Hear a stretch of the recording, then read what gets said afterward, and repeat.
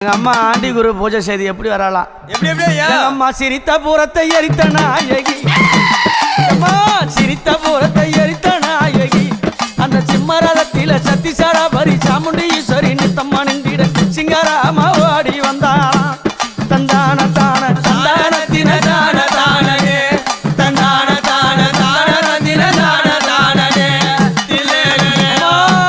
அவ கருத்த சடையும் கைகபாலம்மா, சடையும் கைகபாலம்மா, அந்த கஞ்சுளி ஆடையும் கப்பரை ஆடையும் கைப்பீடித்திட கபாலம் ஏந்திய கனகத்தில ஓடி வரா அங்காளியாயா.